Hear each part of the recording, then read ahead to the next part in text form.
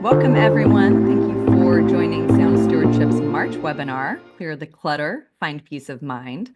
I'm Kristin Schroeder, Marketing Manager at Sound Stewardship, and I'm excited to be your host today. Today's session is all about decluttering, downsizing, and simplifying your space.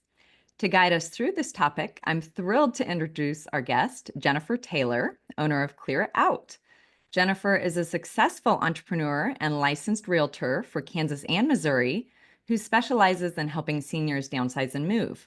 She frequently speaks throughout Kansas City, sharing practical tips to make decluttering less overwhelming. Jennifer also published a brand new book, And Now What? Steps to Take When a Loved One is Considering Downsizing and Moving.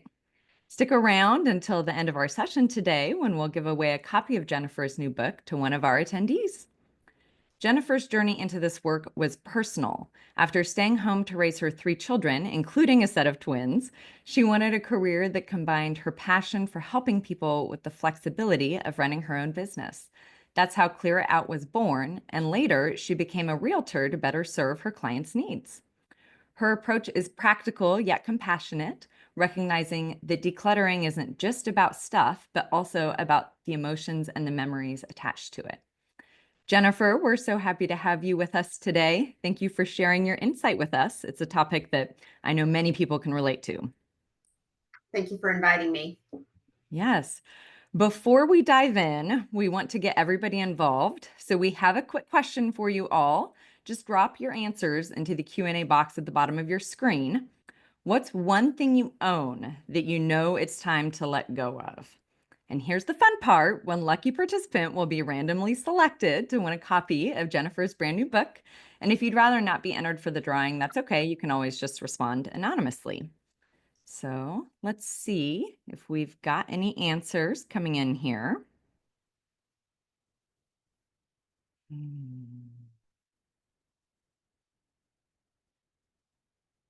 Oh, we've got one. Old children's books from when my kids were younger. Some paintings from my grandfather. That's good. I can say I have a lot of children's clothing that I need to let go of. It's sentimental, and it's hard to let go of some of those beautiful dresses that my daughters used to wear. Oh, a 55-year-old sewing machine. It's good. Man, yeah. These things are all very relatable. Artwork from children's elementary school projects. Bins of kids' Beanie Babies. Science boards from kids' science displays. I've got some bins of Beanie Babies at my house too from my mother, so I can relate on that one. And artwork from children over the years. Yes, these are relatable. Jennifer, have you seen some of these things in houses that you have helped? Definitely have. We see just Yes. about everything. I've been doing this for, well, we're starting our 17th year now. So we Yeah. see just about everything. Yeah. It's amazing. We know that we should let go of some of these things, but sometimes actually getting around to doing it is the hard part. So Jennifer, what's your advice for someone who's unsure about the best time to begin decluttering? I actually think the best time is ongoing. Mm-hmm. Especially you talk about clothing and things like that. As you bring new stuff in, take stuff out. I think I gave you 2 sheets to send out too. There's Mm-hmm. methods for that. As you go through the seasons, the holidays, if you're not using something and it's been Mm-hmm. a year, it might be time to let it go, Yeah. because you're not going to use it more, because Mm-hmm. you're allowed to change your opinion about things and things you like, and not feel guilty about it. Like, Yeah. so really, it's never too early to start this.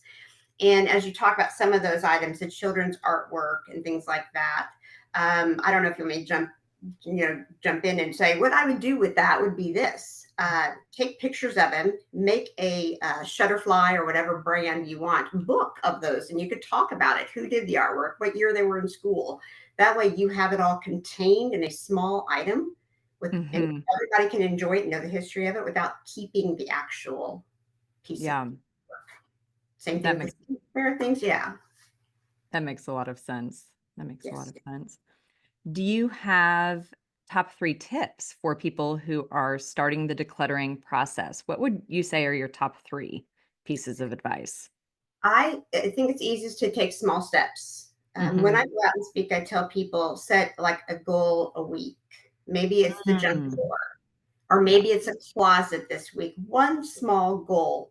If you were to say, I'm going to clean out my basement this week, most people go down, maybe start it, and then they get frustrated and they just shut the door and leave.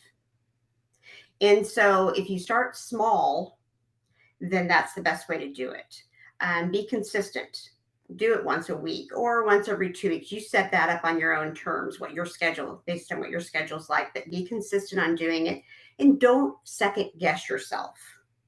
So when you're working through a closet, I say it's good to set up, 4 bins, boxes, bags, however you want to call it, things you want to donate, things that need to be shredded. If you have old documents, checks, bank statements, or your social security number is probably on those.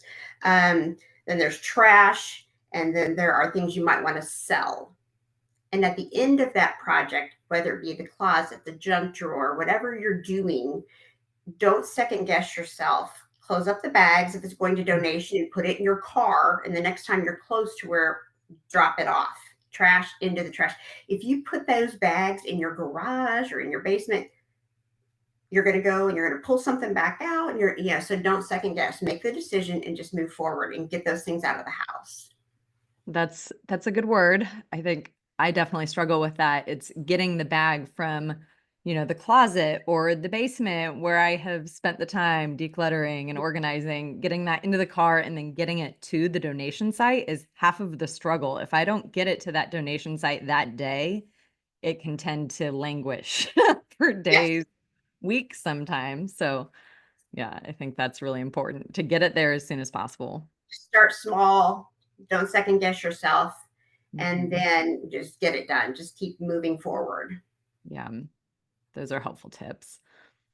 When starting to declutter, organize, what are areas or things to focus on, and what are areas or things to avoid? Are there certain things that you've seen people are able to declutter more quickly because it's an easy win, and somewhere that you would recommend people start when they're trying to start small?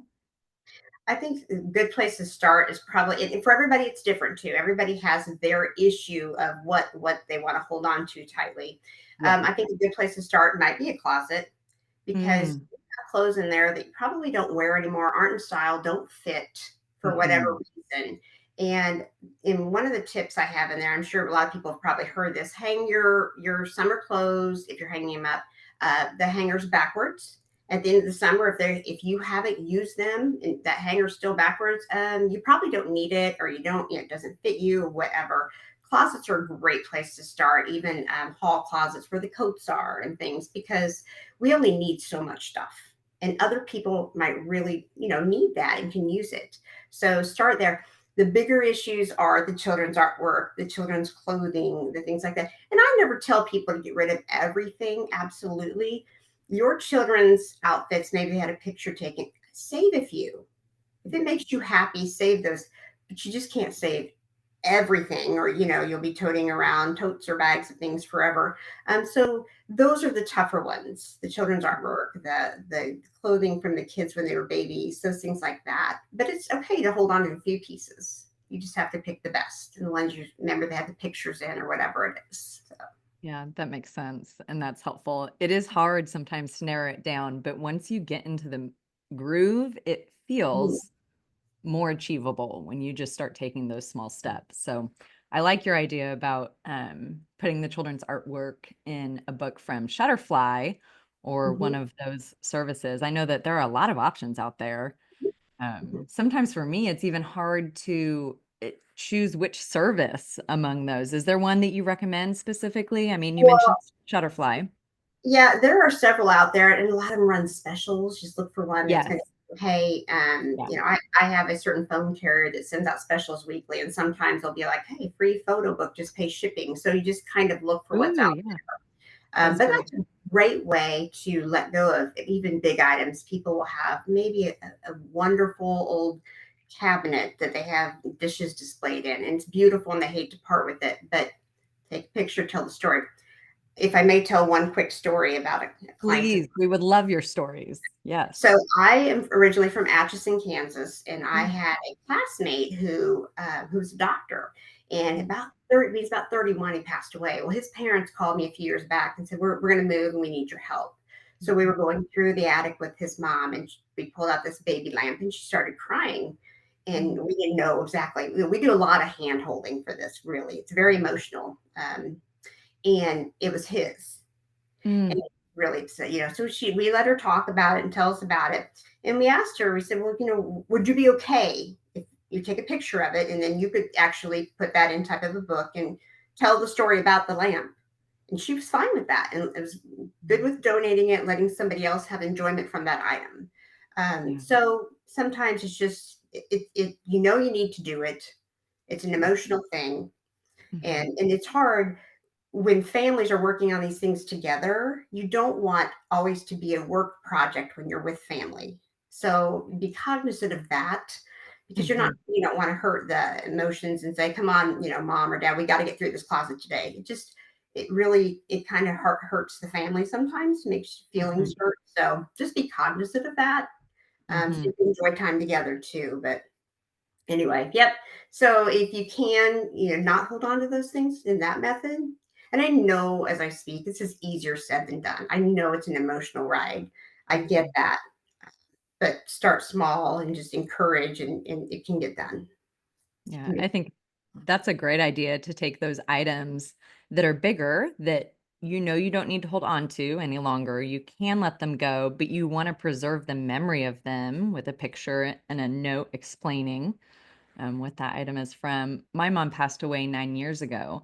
And when my brothers and I had to sort through all of her belongings, it was very hard to go through because we didn't know what the significance of the items she had kept was, because we hadn't had those conversations. It wasn't written down. We didn't know.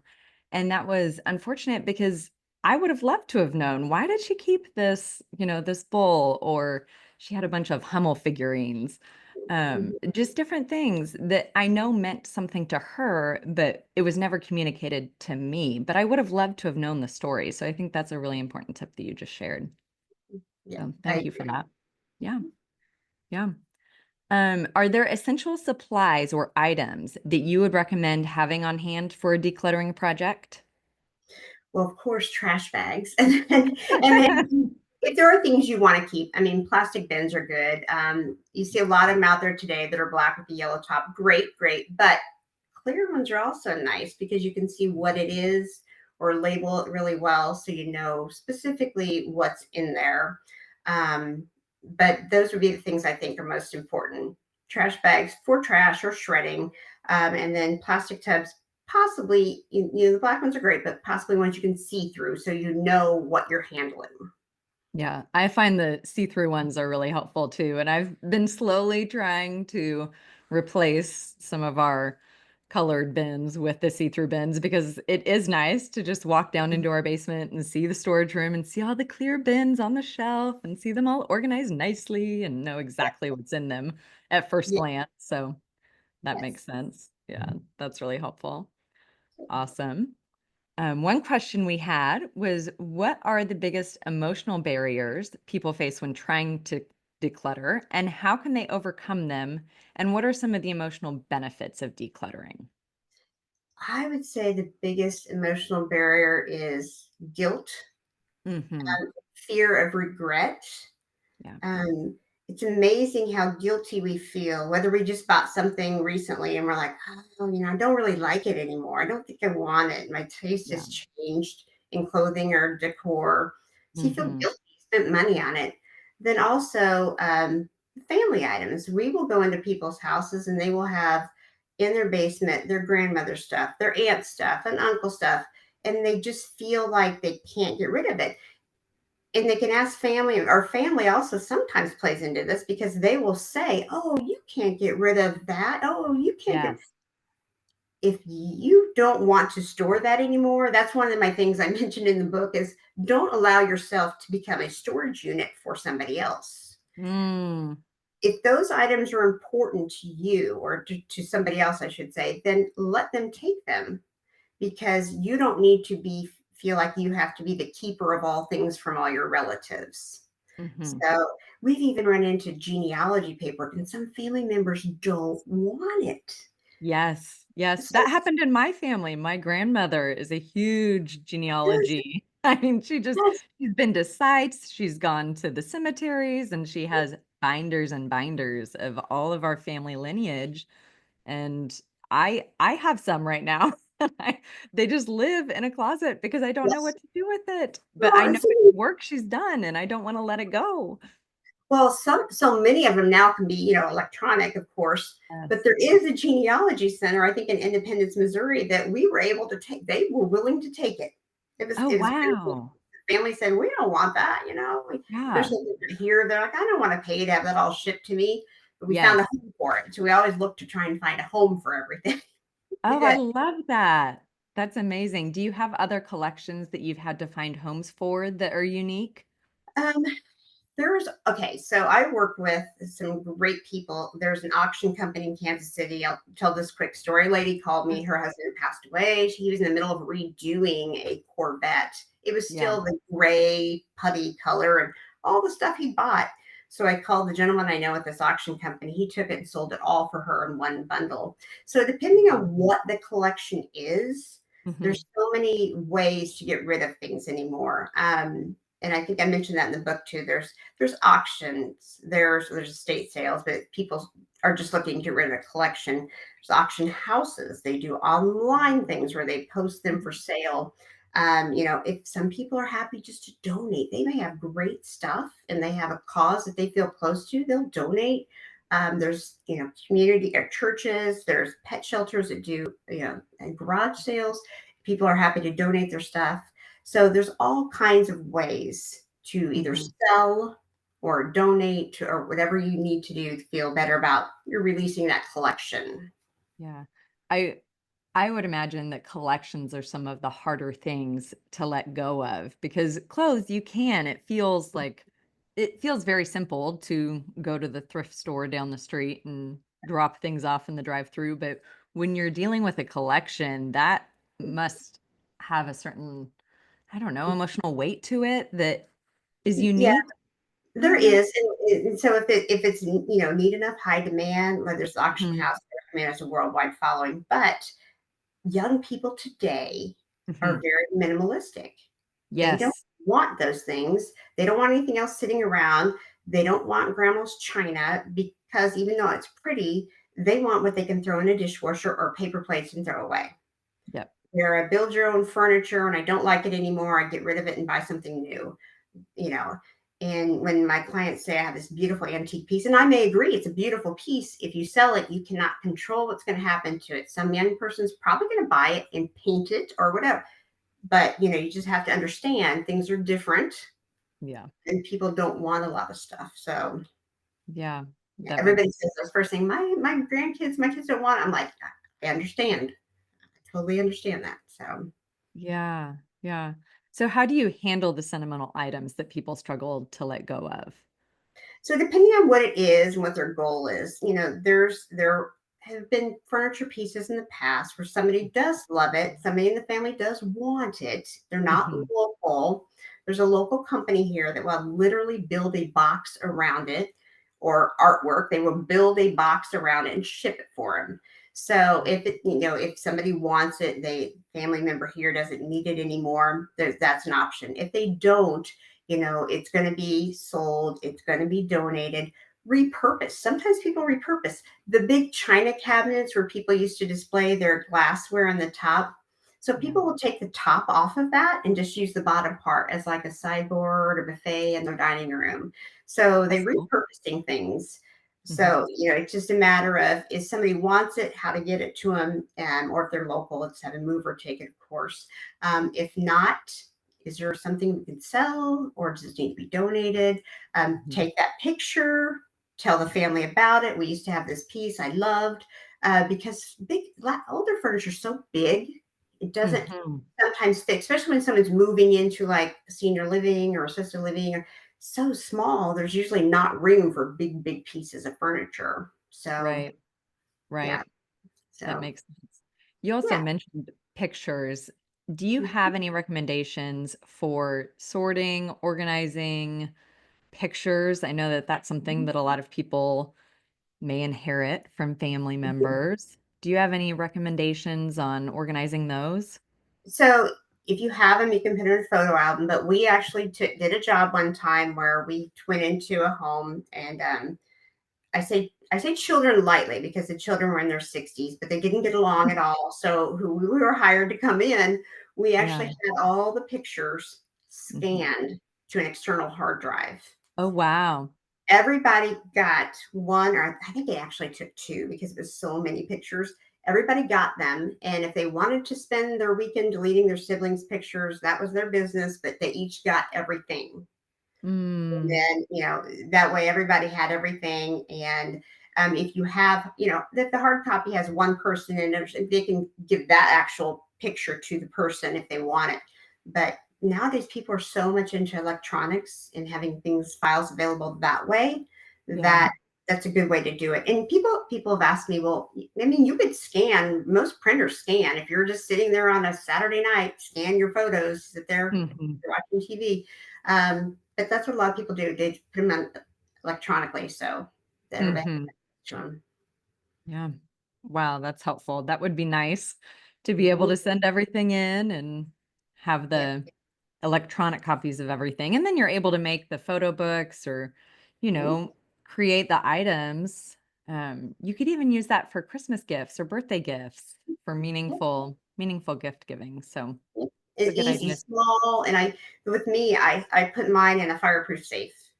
Oh, So so so it's protected in case something were to happen. It's actually, secured in this, and that way it won't be damaged. I won't lose everything. So that's hmm.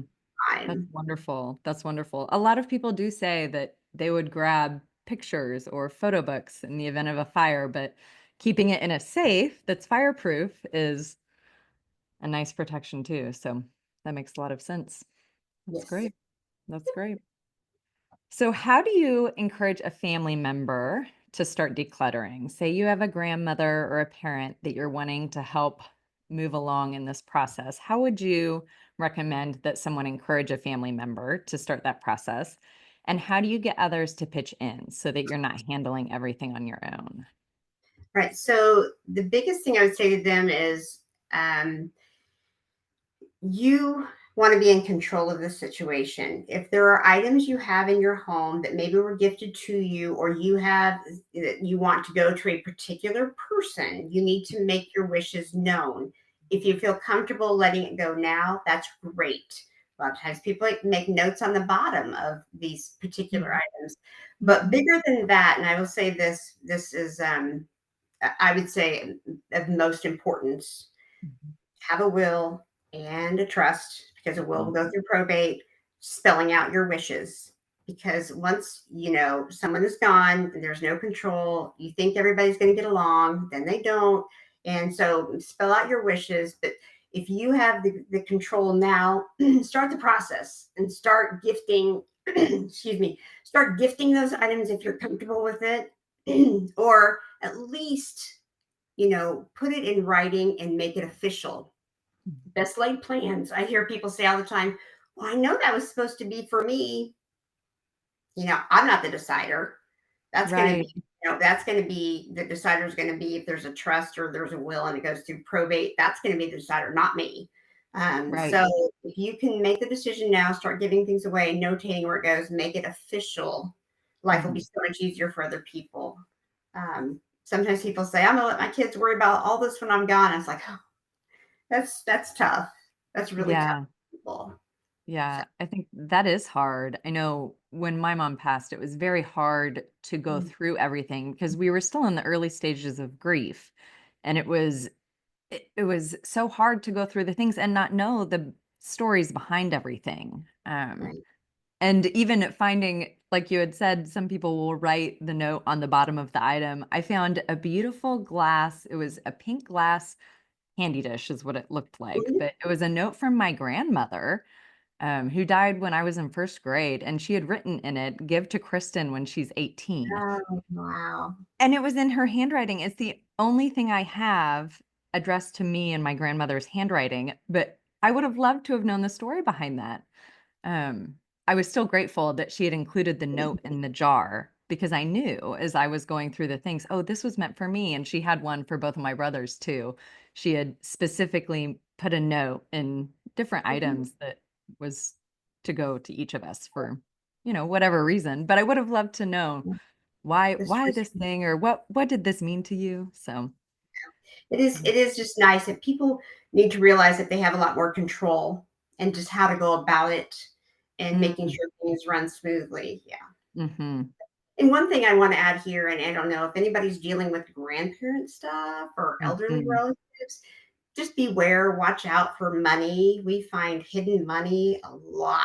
I mean, we literally found $100,000 in a house at South Kansas City, and we found just $38,000 last summer in a property. People hide money, and just beware. It's in books. Wow. It's in your traditional places. It's and just that's why when people say, "Oh, like selling a house, I'm going to sell it to somebody. I'm just going to sell it as is. I'm walking away." Well, you don't know what's in there. You should be very Wow. because people did tend to hide money, and That's so so interesting. yeah. Yeah.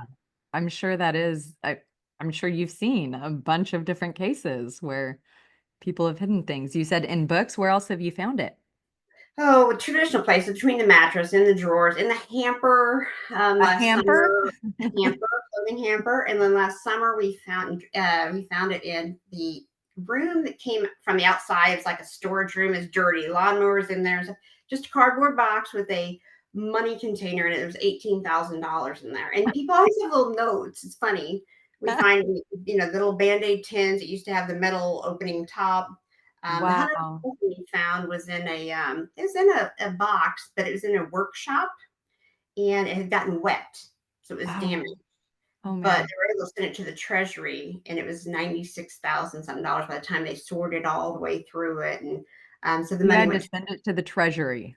the Wow. attorney that we were working for. He sent it off, and it took a while, but that all went to the estate once they got it back. But it's people hide things, and we did a job one time where the gentleman had different girlfriends through time, and when he would have, when they would break up, he would just take whatever she left and throw it in the shed. Well, we finally got in the shed after we had to, bomb it for wasp nests and such. We found little jewelry, bracelets and stuff that he had just chucked into the shed when they broke up, and so and we never, nothing shocks us anymore. What we Yeah. find, where we find it, we just have to glance through everything. So. Wow, that's interesting. You mentioned jewelry, which jogged something in my mind. My mom, I inherited a bunch of jewelry from my mom. What do you recommend doing with that? Do you take it to a jeweler? How do you sort through that? Can you repurpose items that, I don't So know, is it you don't costume necessarily or like the style of? yeah, well, is it costume or is it real, real gold diamonds, things like that? Um, I think there's some gold bracelets, Uh-huh. but I think some of it is costume. I can't tell. I don't wear a lot Okay. of jewelry. I understand. I understand. So there are some. I would have some recommendations for that. There's one guy in particular I like and trust. He Mm, can evaluate. He weighs it. He can guesstimate things. Some jewelry stores. I'm not going to obviously name a name. Some of them I worry that you would go in and they would say, "Oh, it's only worth this," but it's really worth more. But mhm, there are some people I could recommend to go, and some of them buy, and they're happy to buy from you if you want. But they will weigh it and they'll tell you exactly what it's worth. We can all look up what the price of gold is today. I think mhm. it's back up high again. I think it kind of dipped. I think it's right back up there again. So costume jewelry is very popular too. I mean, people do like to buy that for fun. So Hmm, there's a market for about everything. that's a good point. Sometimes I forget that there's a market for just about everything. I've let my girls play with some of the costume jewelry that I found, and they're kind of aging out of that. So it's like, what do we do with this? How can I repurpose that? So that's really helpful. Well, and I don't know if you've ever seen, but around Christmas, sometimes there's some old people take like brooches and jewelry and Yes. earrings, and put, like a Christmas tree on the wall. That's kind of cool. That's something you can preserve for stuff if you really want to. That you can make. Yeah, So that is really cool. That's a creative way to address that. So, that way you can hold on to it if you really want to. yeah, I love that. Mhm. Well, are there any common mistakes that people make when downsizing? And how would you recommend people avoid those mistakes? I would say the biggest mistake I think people make is just not getting started. I mean, really, you're young. I mean, you already see the benefit of keeping it moving. It is a continual process. It If we is. keep it doing now, then we won't be overwhelmed later on. And looking at this house, going, "What do I do with all this stuff?" I mean, I literally would go into a house and somebody will say, "I haven't seen the back of my closet in 30 years. I have no idea what's there." I mean, that is a true statement. Wow. It's shocking. So I think that just not getting started and then letting people feel guilty, letting people make you feel guilty about decisions you're making. Uh, Mm.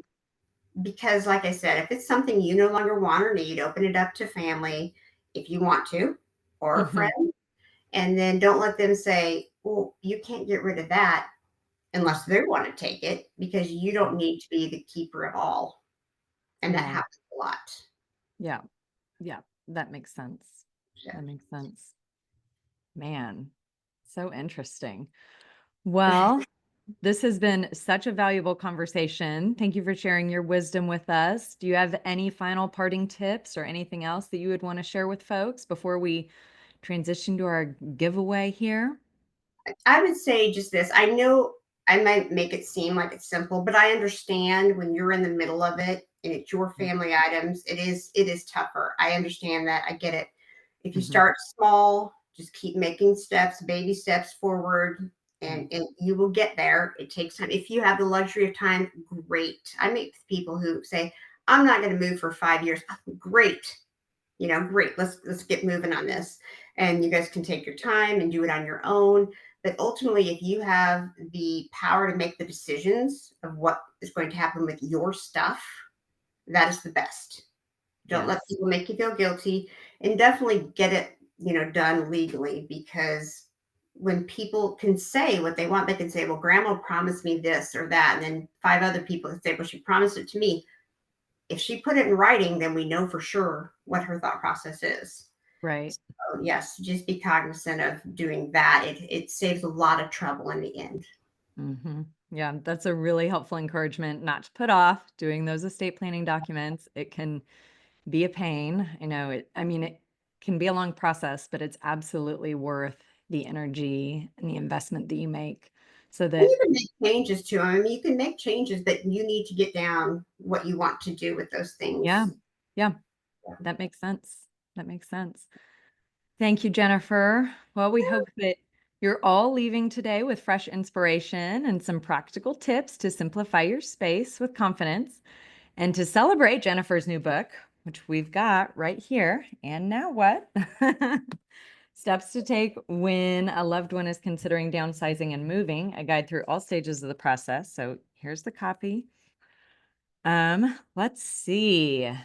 We have randomly selected one lucky attendee to receive a copy of Jennifer's book. So we've got a little drum roll here. Okay, Judith Runser. It looks like you are the winner of today's giveaway. So thank you for attending and for contributing on the question and answer. Um, we just so enjoyed having you, Jennifer, and um, If thank you anybody so has much. any questions for me, feel free to reach out anytime. You can call, text, email, and if I can get you an answer, I'm more than happy to tell you at least what I would think, what I suggest. Yes, yeah, that would be awesome. Thank you. And we will reach out, Judith, through email with the email that you registered with to get that giveaway sent your way. And if you want to connect with Jennifer or learn more about her services or her new book, be sure to check out her website, Clear Out KC, and keep an eye on your inbox for the webinar replay next week. Finally, we hope that you'll join us on Thursday, April 24th for a deep dive into credit. We'll talk about how to build credit, how to improve your credit, why it matters, and strategies like adding a teen as an authorized user. So we hope to see you there. Thank you all for being here, and we hope to see you next time. Thank you so much, Jennifer. Thank you.